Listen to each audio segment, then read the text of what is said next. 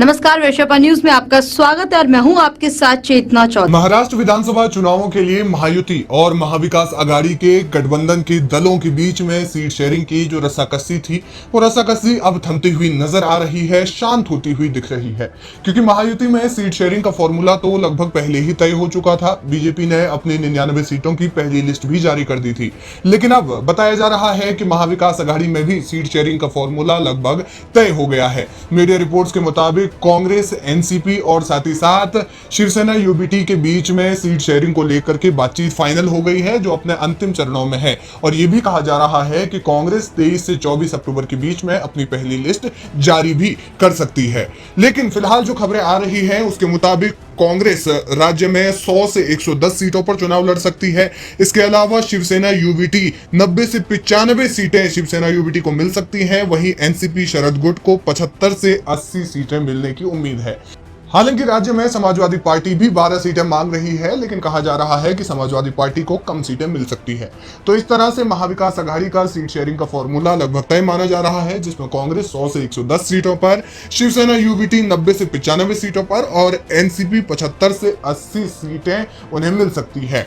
आपको बता दें कि संजय राउत ने पहले ही कह दिया था कि राज्य की 288 विधानसभा सीटों में से 210 सीटों पर बातचीत हो गई है। वहीं इस मामले में कांग्रेस के प्रदेश अध्यक्ष नाना पटोले ने भी बयान दिया। उन्होंने कहा कि सीट शेयरिंग को लेकर जब भी गठबंधन की बात होती है तो छोटी मोटी नोकझोंक हो जाती है, और लेकिन ये बातचीत बाद में सुलझ भी जाती है। क्या कहा नाना पटोले ने, आप खुद सुन लीजिए। बिल्कुल, अभी बाला साहब ने मुझे पूरा डिटेल ब्यौरा दिया है और कुछ रास्ता बन सकता है ऐसा हमें लगता है। अभी हम सीट शेयरिंग की मीटिंग में जा रहे हैं और रास्ता बनेगा ऐसा हमें लगता है। आज हम सब प्रस्ताव और आज ये अंतिम बैठक सीट शेयरिंग की हो, ये उम्मीद हम करते हैं।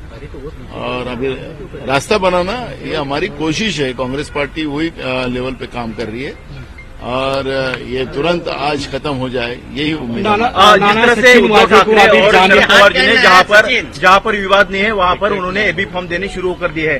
कांग्रेस की सीटें अभी भी लटकी हुई है, कब तक आपकी लिस्ट आएगी? किसने कहा है कांग्रेस की सीटें लटकी? हमारा सीएसी कल हो गया है। अभी कल हम लोग निकलेंगे क्योंकि हमारे नेता आज हमारी नेत्री प्रियंका गांधी, इनका फॉर्म भरने के लिए सब लोग वायनाड गए हैं और कल हम लोग को उसको टिकट सबका जाहिर करेंगे। वहीं महाराष्ट्र में महायुति की बात की जाए तो बीजेपी लगभग 155 सीटों पर चुनाव लड़ सकती है, शिवसेना 78 सीटों पर और एनसीपी को 54 सीटें मिल सकती है।